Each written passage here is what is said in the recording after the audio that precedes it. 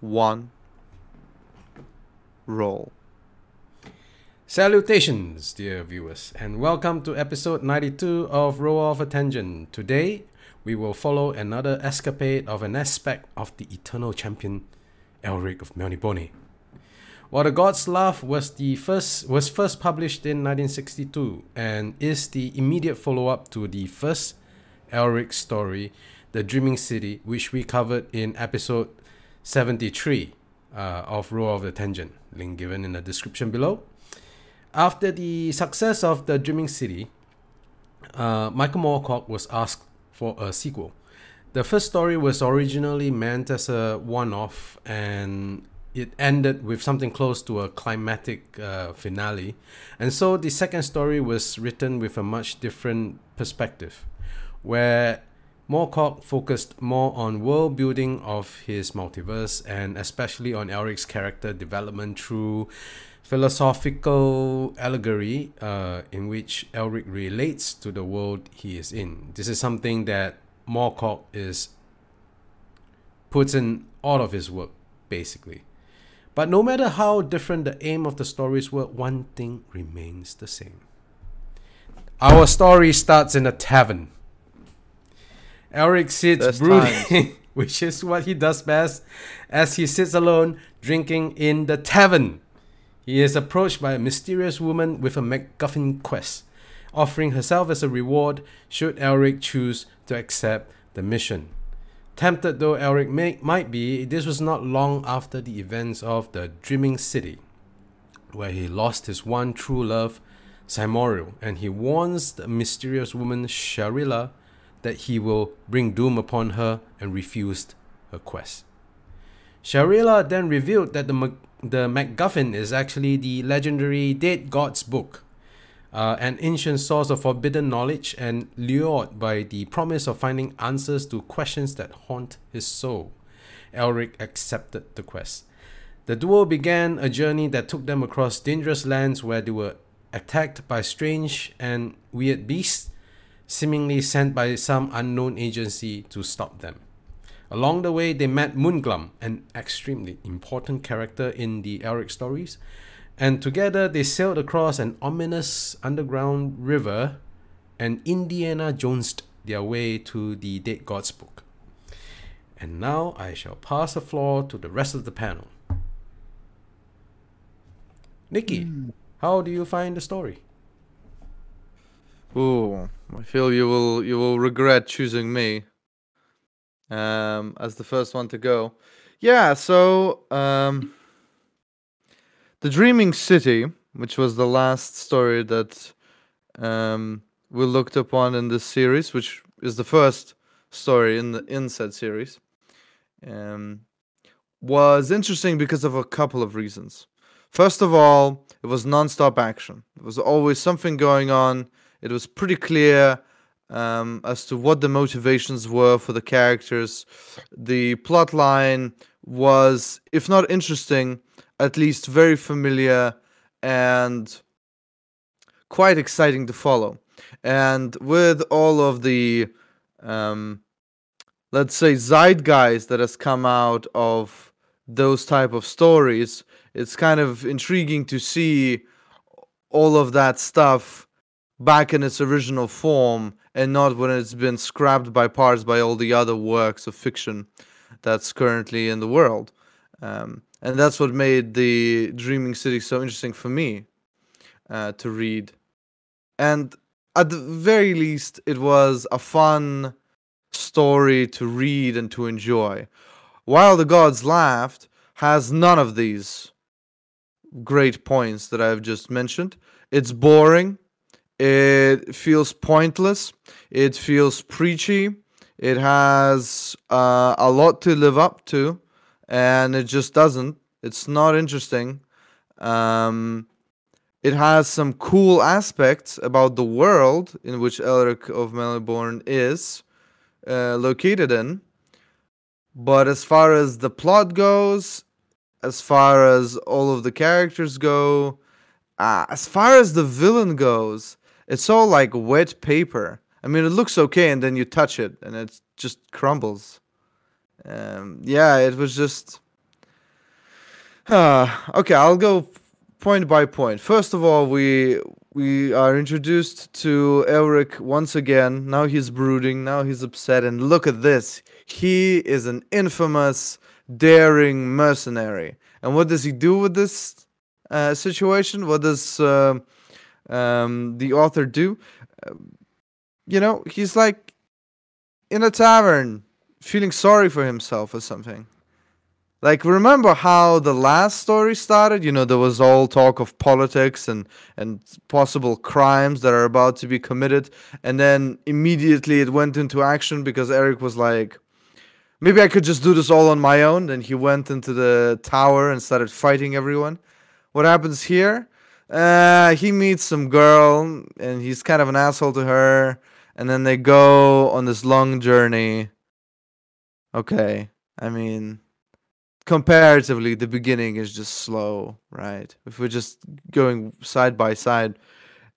And, then we get introduced to this new character, Moonglove, like whoever the hell he is. Moonglum. Whatever. This guy, as you can see, I found him so interesting that I can even remember his name properly. It's just... It was just like reading someone's first draft or like second draft or maybe like a really bad third draft. Yeah. It was just not for me or anybody, I think. At the end, sorry, spoilers, but honestly, I don't feel bad for spoiling the story because I just don't think it was that great. In the end, the villain that has been plaguing the heroes who have been trying to get to the sacred book just says, whatever. I don't care. I'm not gonna fight you. That was not the villain. No, that was not the villain. Well, you can see how much I paid attention to this story. Whoever that was, the Guardian, who basically said at the end, I surrender, I don't care, just is like... literally embodies me at the end of this story. I don't care. That's my thoughts. Okay, and with that sterling endorsement, Robert, what do you think? I take a different approach to Nicky. Like him, I found the story boring, but I'm not convinced.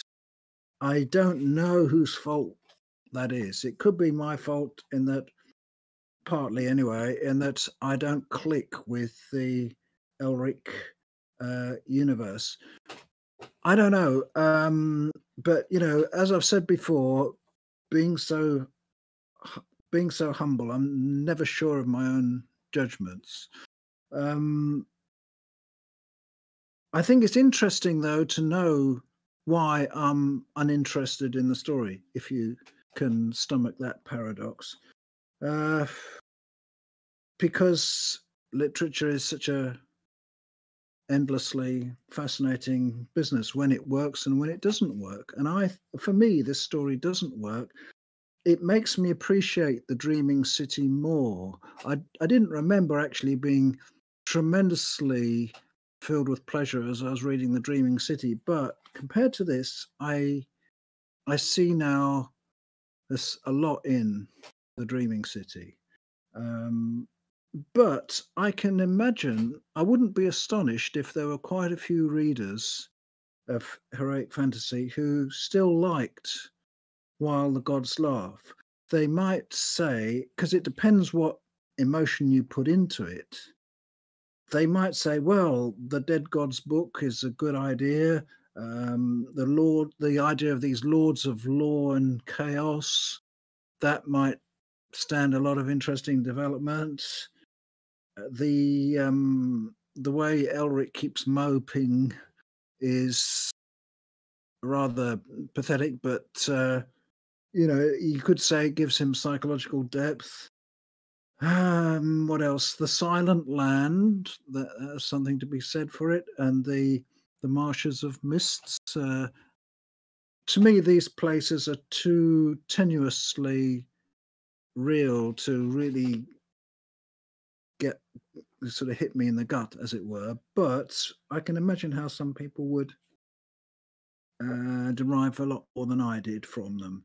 As for Moonglum, I haven't really got much to say about Moonglum. He didn't impress me.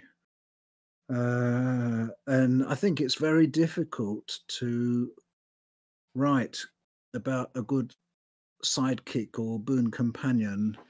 It's probably one of the hardest things in literature actually to do, and certainly I don't think Moorcock managed it here. I'd like to say also that Moorcock in general, I think, was a victim of his own facility in writing. He wrote such an enormous amount, he could just churn it out to an amazing extent, and sometimes the quality suffered. My favourite Moorcock is actually a science fiction story called Flux.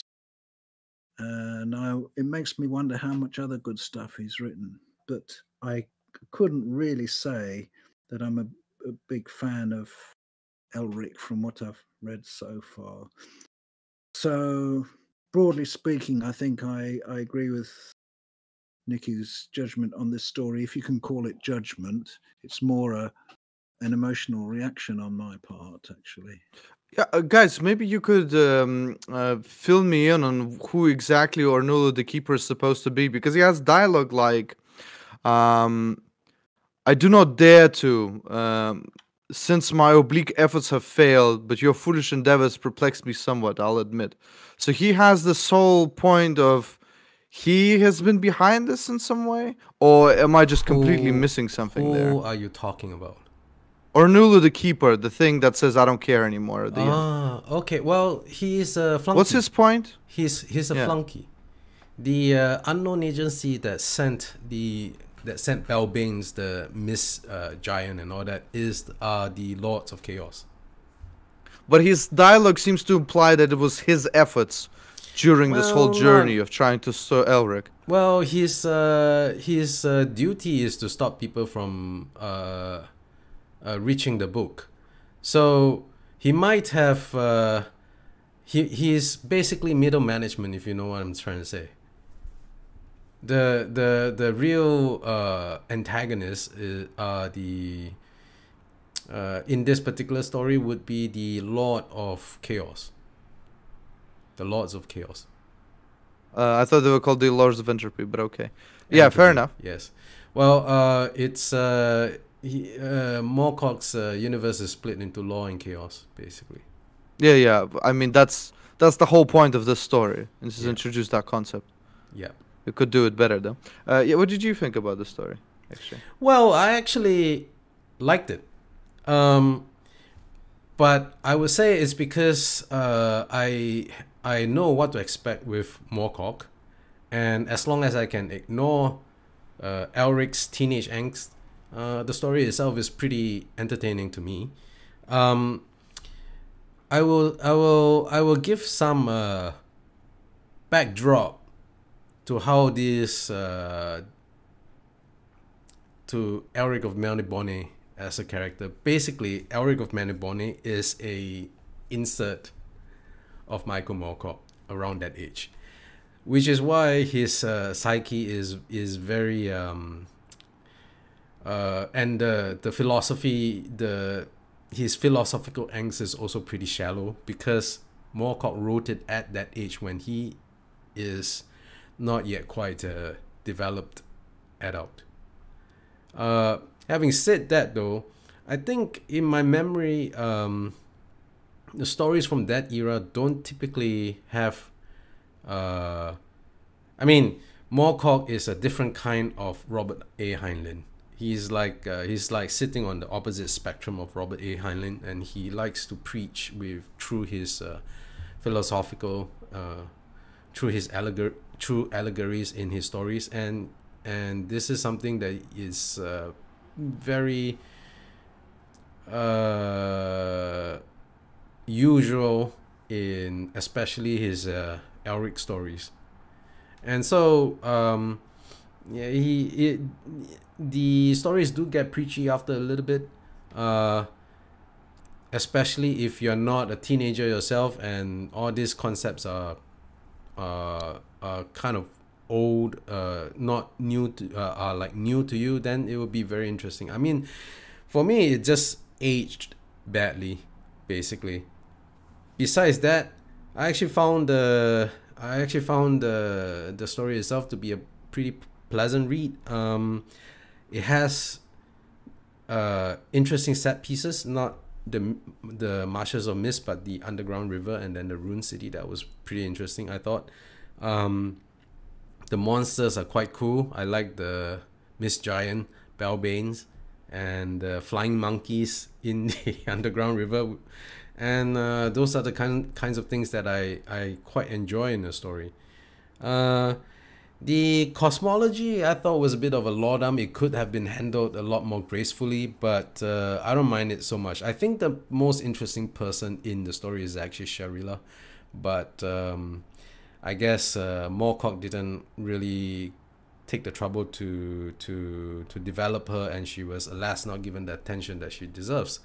Moonglum is a fairly important character in the Elric stories because he is the only human that Elric trusts, and he is a recurring character as well. But beyond that, I would say this is Moonglum's first appearance, and I guess I'm not going to say much more about that. Yeah, I kind of liked it. 7 out of 10 for me. We're already giving out scores. What is the preaching? What is Moorcock preaching about? Well, okay, so how you take the story depends on, there's a passage here. I think it really just depends on how you react to it. Let's see. Let me find it.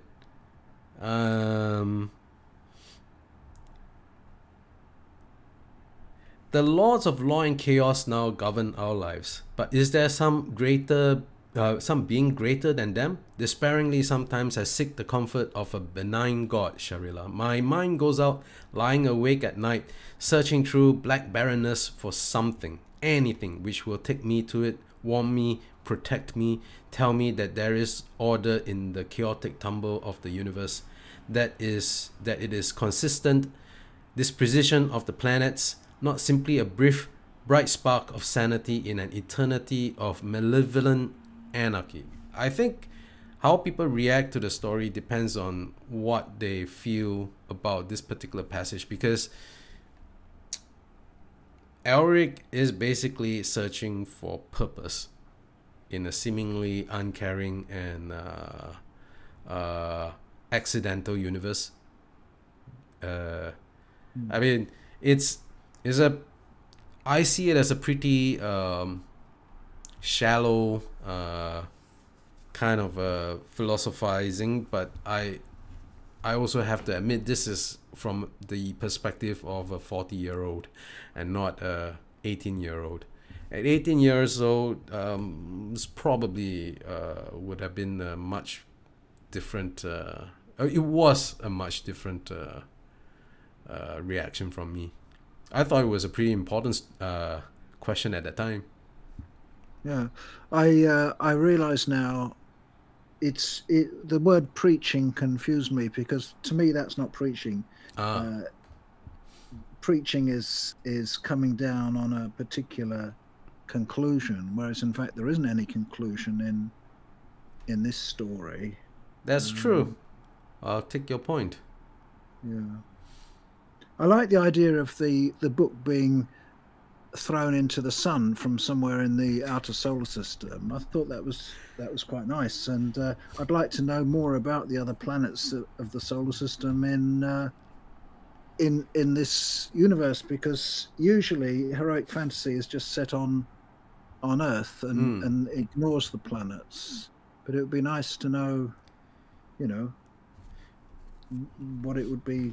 Well, the multiverse is a very strange place. I can't say that the multiverse as Michael Moorcock imagined it to be. I can't say that I really understand what he's trying to get at sometimes, to be quite honest. Yeah. He's a bit too too up there for yeah. a simpleton like me.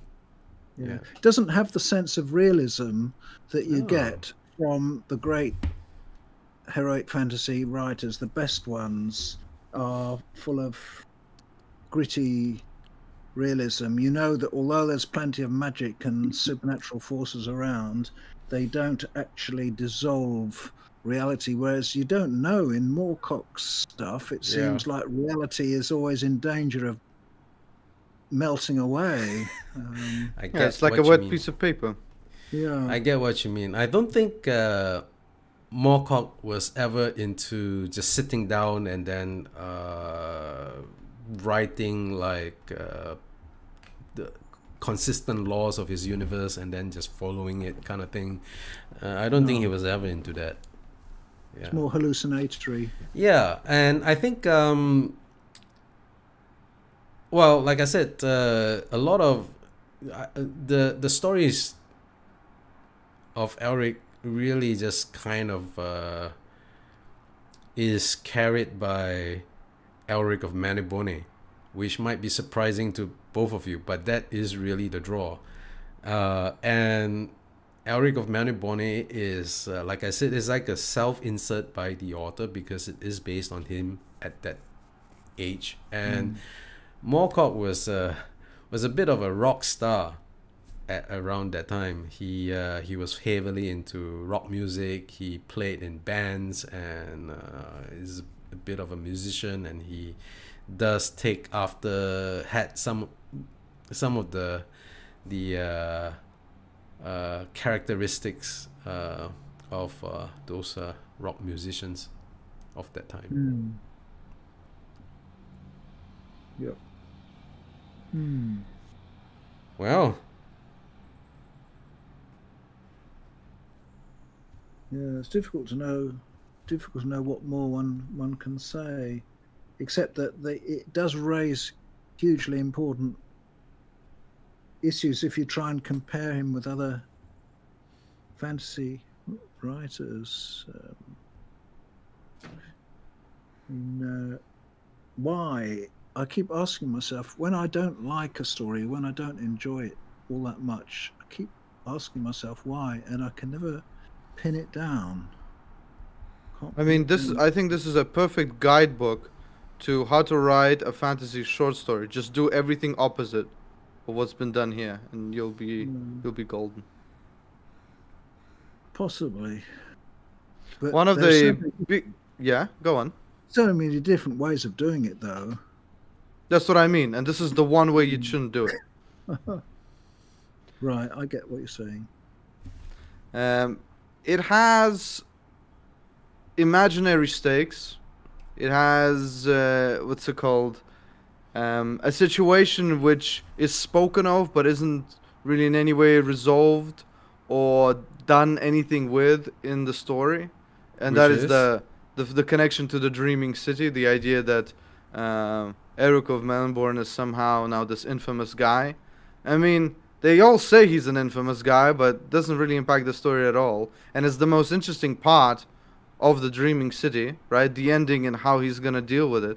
And this feels like a filler episode for those of you who have, grown up on anime.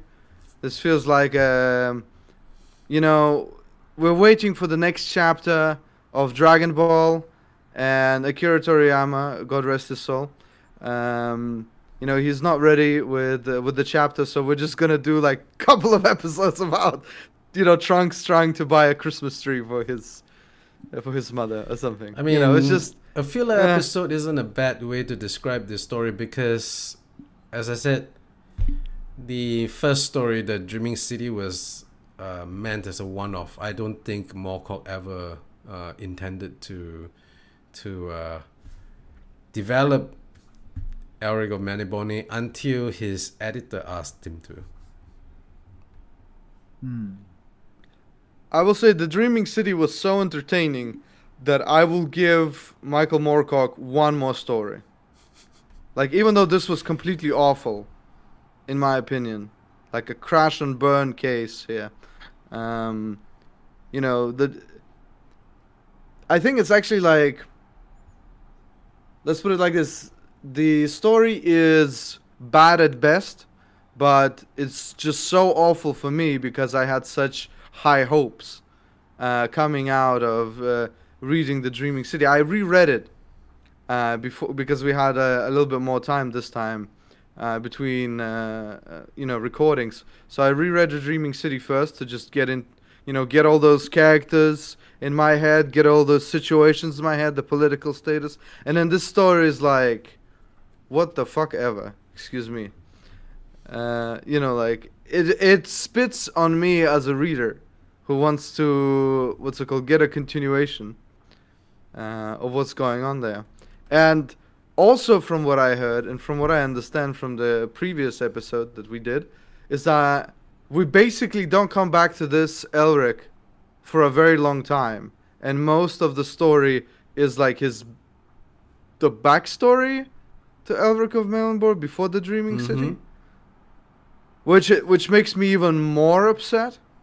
Because it's like, I don't care. I want to know what happened after the Dreaming City.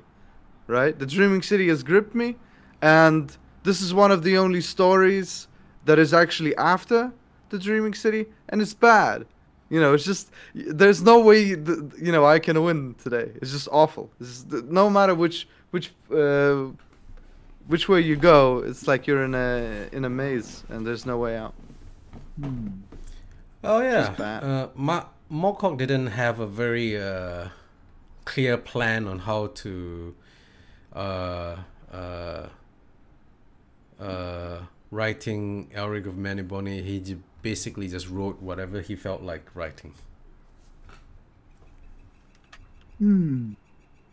I've thought of a comparison actually. Another writer who I think shares some of the faults, and yet a very renowned writer, but I've never been able to get into his work very much, and that's Lord Dunsany. I don't know if you've heard of Dunsany. He was Can't say I have. A pioneer of fantasy literature, and he probably influenced Lovecraft quite a lot in Lovecraft's early phase. Not his later phase, but Lovecraft's Dream Quest of Unknown Kadath, I don't know if you've come across that one, is a sort of Dunsanian kind of Lovecraft work. And for that reason, I never managed to get on with it. It's just one thing after another with not much connective tissue between the episodes. And, right, well, I was mentioning this on the off chance that some of you knew Dunsany, but you don't. No, so. you're. Some of the viewers might. Some of the viewers might, and they might know. They might agree or disagree that there's your a lore connection. is deep, Robert. So deep Sorry? that your lore is deep, Robert. Some of them are go so far back that I've never heard of them. Right. But sometimes they're worth checking out. That Keith Lomney story was pretty good. Is it Keith Lomney? The one that we did before. Yes, Lorma. Yes. Lorma. Yes. Somewhat different from what we're talking about. Yeah. Today, yes.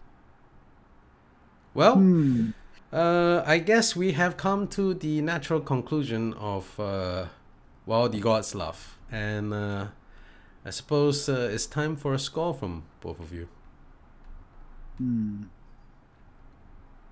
Right. What do you say, Robert?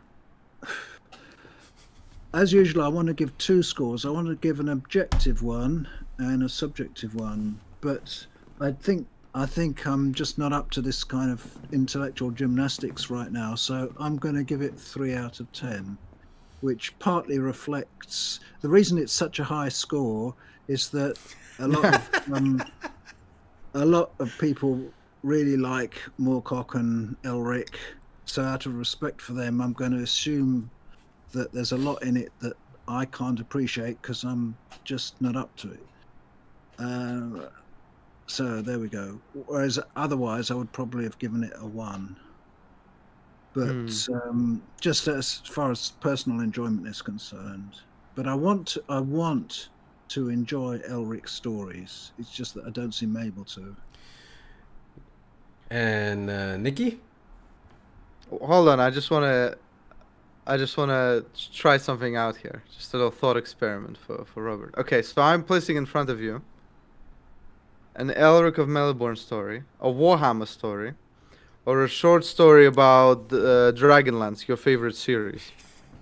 And I'm pointing a gun at you, and I'm telling you, you're gonna read one of these, or you die. So which one are you picking? I'll pick Elric, I think. Yeah, you pick Elric. Fair enough. The one you just gave 1 out of 10 to? Well, I'm giving it 3, actually. I mean, come on. Between you and me, yeah? Let's turn the cameras up. It's a 1 out of 10. You know? But fair enough, fair enough. Yeah, listen. Again, if the cameras are off, it's definitely 1 out of 10. I'm giving it a 2 out of 10, though.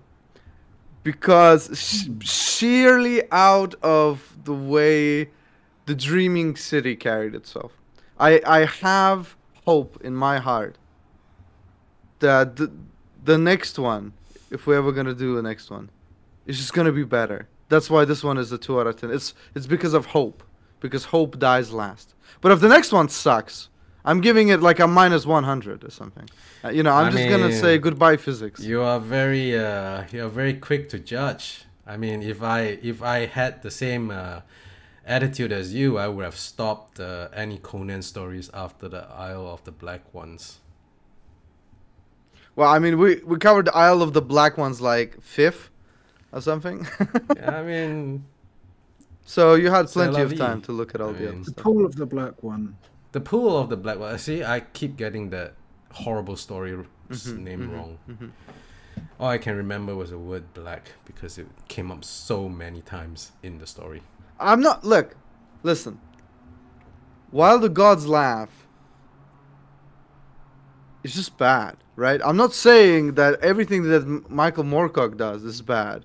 But it's not just the fact that this is bad as to why I'm like ready to give up on Elric of Melnibone. It's all the other aspects, like I said beforehand, right? Like with all the fact that everything is taking place before the Dreaming City after this, or something like that, or a lot of stories are, and so on and so forth, right? Like the idea that there are no hard rules for the universe, and that anything can kind of happen. It's not, you know, there's no gritty realism. You know, it's all just points against it. That's not quite true that anything can happen. It's more like whatever sort of internal rules that Moorcock has for his multiverse is not something that I was able to grok. Because his multiverse don't just span Elric of Melnibone, it spans a lot of other of his characters like Corum and bunch of other people as well, and I didn't read those. I mean, I read one Corum story, but there's a whole bunch, and sometimes it became science fiction as well. It's pretty odd. Yeah, I don't mind it being odd, right? Like, I think it's like, if it's gonna be odd, it has to be the Dreaming City, right? That's what I'm saying. I'm okay with it being odd and crazy and everything is just going down and they're fighting, you know, and there's like lava everywhere and shit like that. Like, I'm cool with that, okay. But it has to be like totally 100% crazy. This was just like, you know, well, if we're talking about While the Gods Laughed, that was just like boring crazy. Not a lot happened. I mean, I think the multiverse is basically just an excuse for Moorcock to tie his stories into like one piece of world building. Is a little bit like Stephen King. A lot of Stephen King's stories are kind of connected loosely because he makes allusions from one book to a previous book before, But if you actually dig down to it, Stephen King's universe doesn't make sense at all. Yeah, it's just whatever For sure. he wants it to be. Listen, there's a TV show right now. It's called Masters of the Universe. It's on Netflix, and everyone is it's an animated series, and everyone's bombing it because it's crazy, stupid, and there's like no internal logic, and anything and everything happens. But I've loved watching it. Do you know why? It's There's so a lot of crazy. pew-pews. There's just, There's yeah, a lot of exactly. There's so much pew-pews, right? Like in the very first episode, you know, like the bad guy whose face is a skull. Okay, this is where we're our starting point. You know, he's like, "Let this be our final battle." That's literally his voice, right? That's He-Man. You're talking. That's right. That's right. Uh-huh. That's right. Masters of the Universe is a continuation of He-Man, but He-Man dies in the first episode. Spoilers. Along with Skeletor. So the evil guy and the good guy, which is what the entire plot of the cartoon is about, they're both dead, and the world is crumbling to dust. And you're like, oh my god, this is crazy, right? But a lot of people, they're like, this is not about my characters that I loved and I had figurines for, and the plot is stupid, so whatever, right? I completely get it. I would be on, you know, like if I had nostalgia for He-Man or something like that, I'd be like, yeah, man, this is horrible. But as a popcorn popper, man, it's awesome to watch. Every single episode has something crazy that happens, some sort of a dynamic that changes. You know, there's like transformations, people get new powers, betrayals happen that come out of nowhere. I mean, you know, drama, right? What we want, what we crave as human beings at the end of the day, when we read something or watch something or enjoy something entertaining, is drama, something happening. Yeah. Yeah. So there you go. Don't get your hopes up if you read The Dreaming City and you're reading this. I wouldn't say skip it entirely or something like that, but I would say just get ready. That's not going to be of the same Well, of tell the you same what, quality. Nikki. Next time I will choose the Elric story. Who chose it this time? I don't know. You did. No, I didn't. No, I didn't choose this story. You did. I didn't choose it. Yeah, you just sort of put it out on the list, and I was like, okay, let's go with it. I didn't choose this story. I don't think so. No. Well, I definitely didn't do it. But, well, we have come to the end of this podcast. And if you enjoyed the discussion, and whether you like or dislike this particular story, please share with us and why you think so. And like and subscribe and help us grow the channel. Peace out. Goodbye. Right. Bye-bye. Bye.